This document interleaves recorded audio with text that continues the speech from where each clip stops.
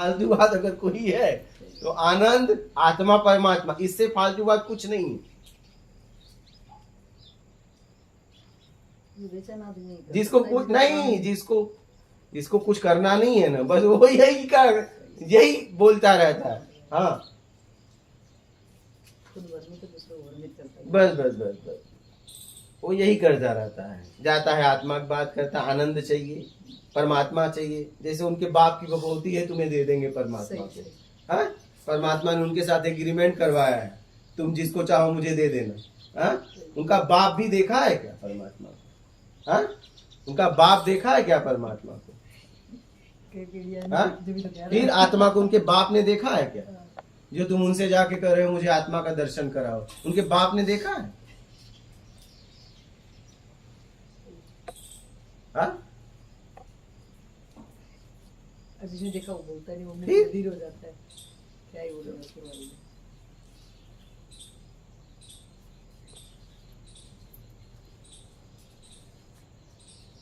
लेके बैठे हैं, आओ हम आत्मज्ञान कराएंगे।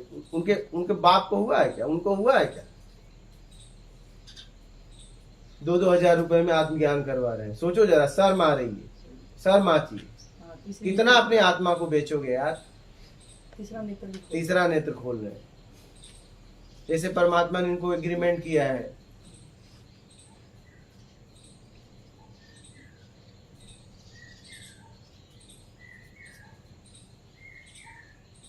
इसलिए मूल बात को समझ लो। आपको ताकत मिला है, धन की ताकत, तन की ताकत, ज्ञान की ताकत, उसकी दुनिया में कुछ करो, बस बात खत्म। हाँ,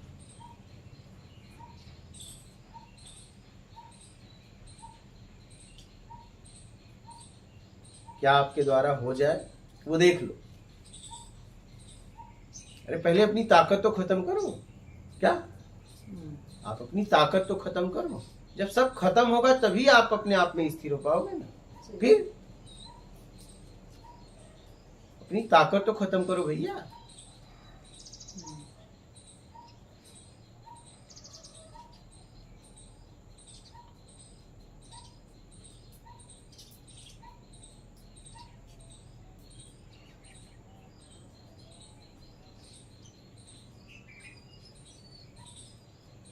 सूझबूझ के साथ चलो। जब भी कहीं जाओ महाराज, सामने देख लो क्या स्थिति है। जैसे एक फिल्म की एक घटना कहानी बता रहा हूँ। एक वो उसकी माँ मर गई थी, तो उसने जाके कहा तेरी माँ, पहले गांव में एक व्यक्ति की माँ मर गई, तो कहा ये तेरी माँ नहीं मेरी भी माँ है, पूरे गांव की माँ है, तू मत रो, मैं हूं ना, चिंता मत कर। सबने उसे शाबाशी दी। एक दिन पहलवान की बीवी मर गई, तो उसका शत्रु था, बोल देख मैंने नाम कमा लिया है, आज कमाने का मौका मिला है और तू जा। वो गया, दौड़ा दौड़ा, बोला आज मैं भी नाम कमाऊंगा। बोला पहलवान चिंता मत कर, ये तेरी बीवी नहीं है मेरी भी बीवी थी, पूरे गांव की बीवी थी। फिर उसका क्या हुआ होगा? हाँ, तो इसलिए आप देखिए, बस वही मत ठोकते रहो, आप देखिए घटना क्या हुई है। फिर क्या किया होगा पहलवान? पूरे गांव ने उसके साथ क्या हो? हाँ, ठीक है। देखो माता जी ने उस फिल्म को देखा नहीं? हाँ, मुर्गे अंडे, अंडे मुर्गी। हाँ, तो कहने का मतलब ये है कि भैया सामने की परिस्थिति देख लो, नकल से पहले अकल तो लगा लो, नहीं तो हर जगह धुलाई होगी। कमा लिया नाम।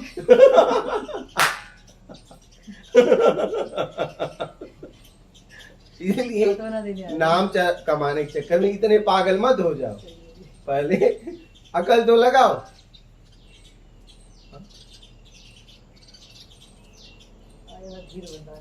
हाँ, इसलिए देश काल स्थिति परिस्थिति देखो, सामने वाले की स्थिति क्या है, क्या हो रहा है, क्या घटना है। हाँ, सब देख के बातचीत करो, अपना कल्याण करो, कुछ काम करो। क्या इस जगत में आए हो, कुछ करो, उसकी दुनिया में कुछ सहयोग दे के जाओ। कर्ता का अधिकार दिया है, उसने ताकत दी है, तो उसका उपयोग करो ना उसकी दुनिया में। और उसी दिन हम नहीं करेंगे तो इधर उधर भी मचाएंगे, क्योंकि वो भाई, तीनों चीज तो है भाई ताकत तो है ही है। हाँ। या तो तुम उसकी दुनिया में खर्च करो, या तो अपनी दुनिया में खर्च करो, और इधर उधर भी और आपकी दुनिया में खर्च करोगे तो उसका परिणाम आपको पता है। भयंकर ही आने वाला है। ठीक है कि भाई बेईमान को ताकतवर बनाओगे तो बेईमान तो बेईमानी करेंगे। तो आप देखो कि आपका परिवार जिसको ताकत दे के आ रहे हो क्या उस लायक है या नहीं है, क्योंकि ताकत आप वहां दो जहां सदुपयोग हो। बिल्कुल सही। आपका बेटा आपकी बेटी उस लायक है क्या, सच में ईमानदारी से जीवन जी रहे हैं, तो आप उन्हें अपना कमाया हुआ धन दौलत शरीर की ताकत आप ज्ञान दो, नहीं तो मत दो, क्योंकि वो पतन करेगा, उसका भी होगा, और आपने ताकत दी तो आप भी जिम्मेदार हो। और समाज में बहुत पतन करेगा। हाँ, इसलिए अगर वो लड़का इस लायक है तो उसे दो, नहीं तो जहां देखो ये जाके खुश जरूरतमंद की सेवा करो, या तो जहां कोई कर रहा है उसमें लगा दो। बस बस तो देने की भी क्या जरूरत है, हाँ। वो लायक होगा तो खुद ही कमा लेगा ना। वही- जब आपने वही- कमाया तो वो भी कमा लेगा। वही अब 60 साल तक देश को लूटा और कह रहे हो कि अब मुझे बैराग जगह है। अच्छा क्या हुआ, मैं सब कुछ छोड़ के आ गया, सारा तिजोरी का माल बेटे को दे दिया, सब कुछ छोड़ के आ गए, अब क्या करेंगे, अब भजन करेंगे। अरे तुम बोझ हो, तो अब तुम क्या भजन करोगे यार, पूरी जिंदगी तुमने बेईमानी की, अब तुम भजन करोगे।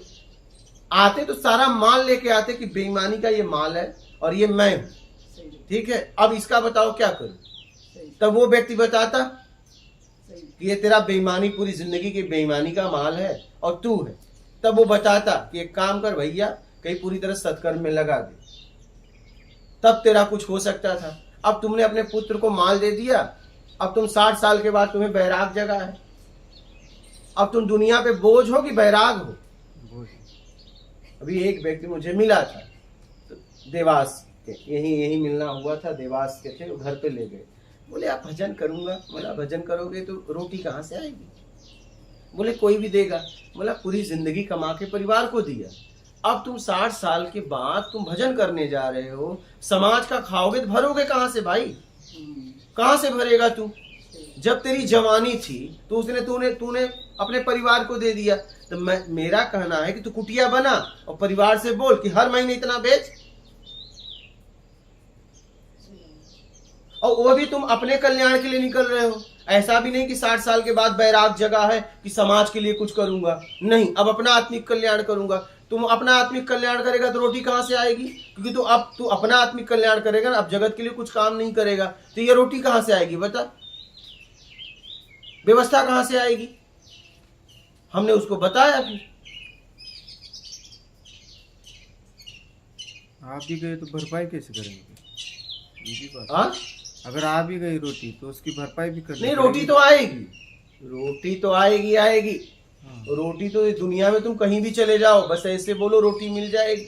इतनी मानवता है दुनिया में, किसी कोने में। तुम्हें भाषा आती है नहीं आती है कोई फर्क नहीं, तुम बस इतना बोलो और इतना बोलो, तुम्हें रोटी आ ही जाएगी। इतनी मानवता है अभी भी। लेकिन मैंने समाज को दिया क्या है। मैं कह रहा हूं रोटी तो आएगी, ठीक है। तो कहने का मतलब है आप चलो 60 साल के बाद तुम आत्मिक कल्याण, रोटी आएगी, उसकी भरपाई कहां से होगी, मुश्किल है। मैंने उसको बताया। और पूरा समय तो अपने परिवार को दिया, पूरी जवानी, तो आप उनको बोलो महीने का इतना भेजे। अगर नहीं भेजते हैं तो पूरी प्रॉपर्टी बेच के सत्कर्म में लगा दो कहीं, जहां लोग सेवा कर रहे हो, या तो तुम ही लेके बैठ जाओ कहीं, खोल दो भंडारा, निःशुल्क भोजन रहने की व्यवस्था, आओ खाओ, जरूरतमंद आए और खा के जाए, लुटा दो, खत्म करो। लेकिन नहीं, सारा माल बेटे को देने के बाद बैराग जग गया क्या कि चलो अब आत्मिक कल्याण करेंगे। माल अब बेईमानी किया उसका क्या हो, नहीं हम तो सब छोड़ के आए। अरे सब सुरक्षित दे के आए हो, छोड़ के कहां आए हो। कुछ उधारी भी बाकी है, बेटे को बता के आए हो लेना, अगर नहीं दे तो मैं आऊंगा, यहाँ मैं साधना कर रहा हूं, आ जाना, मैं लेने आऊंगा। हाँ, इतना तक बता के आए हो। क्या बात कर रहे हो, छोड़ के आए हो तुम। छोड़ना खाने का काम समझते हो क्या, तुम एकदम सुरक्षित करके आए हो, एक एक रुपया पूरा पेपर पे साइन वाइन सब कुछ करके आए हो, पूरा एकदम। छोड़ने वाला निकलता है, खट से निकलता है। तुमने पूरी प्लानिंग से छोड़ा नहीं है, पूरी व्यवस्थित रखा है। और तुम्हें बोल रहे बैराग जगह, बैराग नहीं जगह, आग लग गई है, आग लग गई है अंदर। बेईमानी जितना किए हो, घुटन दे रही है, अशांति दे रही है, तो तुम आनंद की खोज में जा रहे हो। इसीलिए देखो, मैं कहता हूं एकांत में बैठो दिन भर, अब तुम्हें पता चलेगा तुमने क्या क्या किया। क्योंकि दिन भर बैठना, अब तुम्हें पता चलेगा तुमने किया क्या क्या किया, उसका क्या क्या परिणाम होगा। इसलिए मैं ऐसा करवाता हूं, बैठो शाम तक, देखो तुमने क्या क्या किया। पहले क्या क्या किया वो तो दिखे तुम्हें, तब तुम अपने आप को निकाल पाओगे। ऐसे ही थोड़ी ना आनंद में हो जाओगे। पहले क्या क्या किया वो तो देखो। बैठो, साधना क्या होता है मैं तुम्हें बताऊंगा। पहले बैठो और देखो तुमने क्या क्या किया।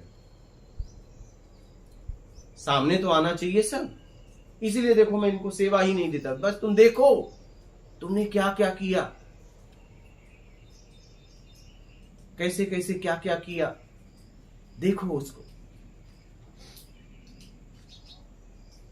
देखोगे तभी निकाल पाओगे ना। पहले देखो, पश्चाताप होगा, घुटन होगी, आत्मग्लानि होगी अपने कर्म पे, सब सामने आने वाला है। ऐसे ही थोड़ी निकल जाओगे। माल खाए उसकी भरपाई कौन करेगा? बिना बिल चुकाए जाओगे क्या? यहां कोई भी दुनिया में आए सबको अपना हिसाब किताब देना पड़ता है। चाहे वो राम हो, चाहे कृष्ण हो, चाहे बुद्ध हो, चाहे महावीर हो, चाहे रामकृष्ण परमहंस हो, संत रविदास हो, कोई भी हो, मैं हूं, आप है। यहाँ पे प्रकृति किसी को नहीं छोड़ती, किसी को नहीं छोड़ी है। यहाँ का सिस्टम गजब है। सबको दंड मिलता है, सबको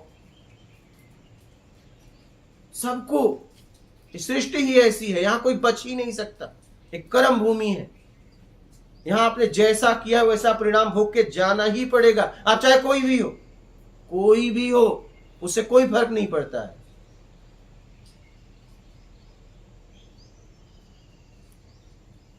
प्रकृति में कोई फर्क नहीं पड़ता है तुम कौन हो। तुम्हारे कर्म का एक एक हिसाब होगा। तुम चाहे भगवान हो, चाहे इंसान हो, चाहे राक्षस हो, चाहे देवता हो, कोई भी हो। ये प्रकृति किसी को नहीं छोड़ती, किसी को नहीं छोड़ती। ये प्रकृति का नियम है।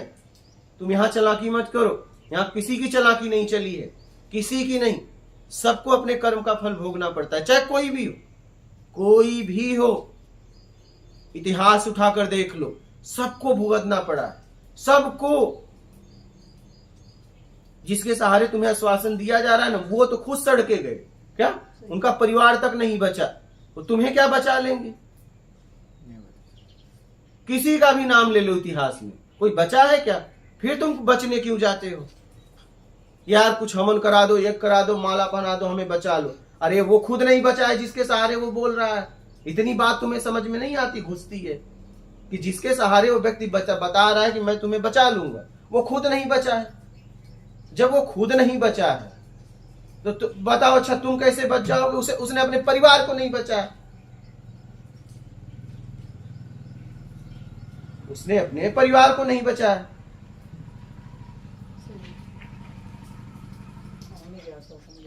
फिर हम कितने टूटे आदमी होंगे, कामनाओं से भरे हुए। नहीं, कैसे बचाएगा बताओ?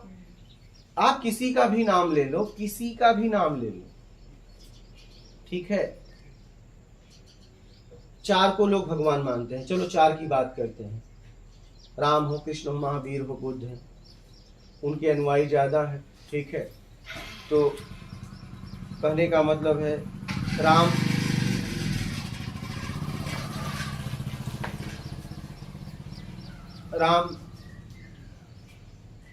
के पिता को साधारण पिता का श्राप लगा, श्रवण के पिता का, मैं पितृ वियोग में तड़प के मरा, तुम भी मरोगे। राम बचा पाए? 3 माँ विधवा हो गई उनके सामने, क्या राम बचा पाए क्या अपने पिता को? ठीक है।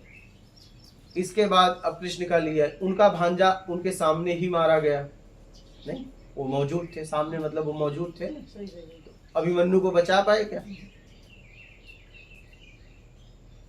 वो खुद जेल में से निकले, अपने बाप को भी कहां बचा पाए? जिसके द्वारा उनका जन्म हुआ, उन्होंने कुछ तो सत्कर्म किया होगा, ऐसा पुत्र पैदा हुआ, कुछ दुष्कर्म किया होगा, ऐसा उनके सामने 6 पुत्र मारे गए। नहीं, दोनों कितना हाई लेवल का पुण्य हाँ, पाप होगा। सोचो जरा। और पहली रात से लेके जवानी कारागृह में बीती, बताइए। हाँ, मतलब वो जिसके द्वारा जन्म हुआ उसको भी नहीं बचा पाए, जन्म के बाद भी अपने भांजों को नहीं बचा पाए। फिर आइए बुध पे आइए, बुध खुद आखिरी में किसान उन्हें भोजन दिया, ठीक है, उस भोजन में विष था, उस विष के द्वारा उनका शरीर छूटा, नहीं पता है ना लोगों को। बाद में उन्होंने कितनी कितनी यातनाएं समाज की सही। फिर महावीर का लीजिए, महावीर साधना कर रहे थे तो ऐसा बताया जाता है किसान, एक चरवाहा ने उनसे पूछा कि मेरी गाय इधर उधर, कुछ गाय के बारे में पूछा, मेरे पशुओं को देखे क्या? उन्होंने जवाब नहीं दिया क्योंकि वो अपने आप में थे। वो एक लकड़ी उठाया गुस्से से, उनके कान में ठूसा, वो अपने आप में स्थिर रहे। तो वो बताया जाता है कि वो किसी जन्म में कुछ थे और उन्होंने किसी के साथ किया था, वही परिणाम उन्हें मिला। हाँ, अब बताइए, ये लोग नहीं बच पाए, ये लोग नहीं बच पाए। और किसी का ले लीजिए, जीसस को ले लीजिए, सूली पे चढ़ा, क्यों नहीं अपने आप को बचा पाए। मोहम्मद का लीजिए, पूरा जीवन उनका गरीबी में बीता, खाने को रोटी नहीं थी। अरे इस दुनिया में किसी को ले लो भाई, प्रकृति ने किसी को नहीं छोड़ा है, किसी को नहीं छोड़ा है। तो तुम कैसे बचने जा रहे हो? मुझे तो समझ में नहीं आता कि उन्होंने अपने परिवार तक को नहीं बचाया, अपने आप तक को नहीं बचाया, तो आपको अच्छा कैसे बचाएंगे? जरा आप सोचिए। लेकिन फिर भी आप चाहते हो मुझे बचा लो। वो हंसते होंगे, यार मैंने अपने आप को नहीं बचाया, तुझे कैसे बचाऊं? इस दुनिया में कोई किसी को बचा नहीं सकता। या आप कर्म का फल भोगिए, क्या आप कर्म का फल भोगिए, बस बचना है तो करो मत, कर दियो तो भोग, क्या बस बात खत्म। जज ने आपको सजा दी, जाके जेल में आराम सजा काटो। अगर आपका चाल चलन अच्छा रहा, बढ़िया रहा, सारे जेल के लोग आपकी बहबाई किए, तो जेलर को इतना परमिशन है कि कुछ सजा माफ करवा देगा, कुछ पूरा नहीं, वो भी इतना परमिशन है कि आगे तक बढ़ाने का, जांच होगी तब। तो ऐसे ही सत्कर्म करते रहो ईमानदारी के साथ, कुछ इधर उधर हो जाएगा, क्या?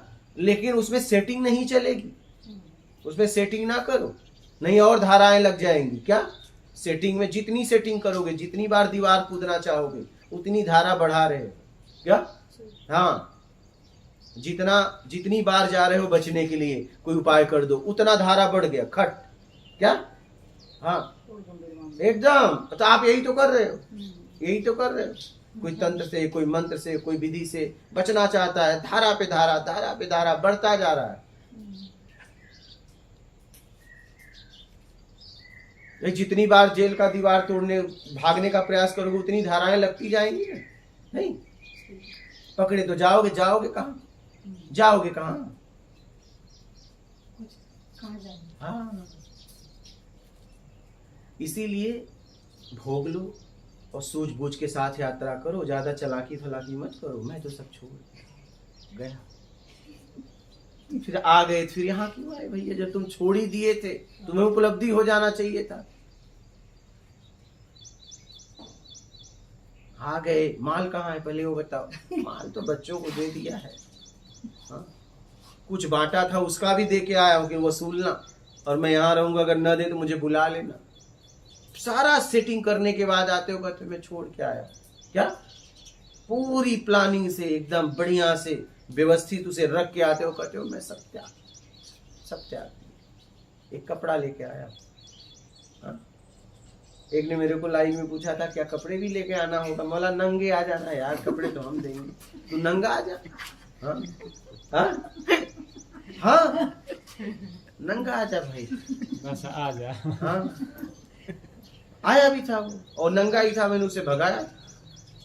वो सच में नंगा। हाँ? नहीं, गृहस्थ था, प्रोफेसर था। हाँ? प्रोफेसर था। तो कहने का मतलब है भैया, चलाकी मत करो, ठीक है? इसमें चलाकी नहीं चलेगी, अध्यात्म में चलाकी नहीं, चलाकी कहीं नहीं चलेगी, कहीं भी नहीं। एक एक का हिसाब देना पड़ता है। किसी को देखो, हमने जिसका नाम बताया उनको देना पड़ा। आपकी तो बात ही छोड़ दो भाई, जिसको आप पूजनी मानते हो, जब वो नहीं बचे तो तुम कैसे बचोगे? जरा सोचो। इसलिए भैया समर्पण कर दो, ईमानदारी सत्कर्म से जियो, योग्यता से ज्यादा पाने की इच्छा का त्याग करो, अपनी ताकत का सदुपयोग करो और निकल लो। इतनी सी बात है। बड़े आसानी से, ज्यादा मगजमारी मत करो, ज्यादा बुद्धि मत लड़ाओ, ज्यादा चालाकी मत करो और फंस जाओगे। बड़ा सरल है निकलना, अगर आप चाहते हो तो। हाँ, सही बात है। देख लो आप लोगों को क्या करना है।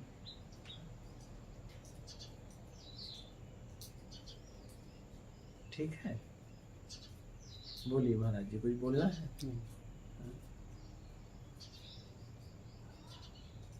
अपनी ताकत का सदुपयोग करो, चाहे धन हो, चाहे तन हो, चाहे ज्ञान हो, और निकल लो। बात खत्म। मात नर्मदे है।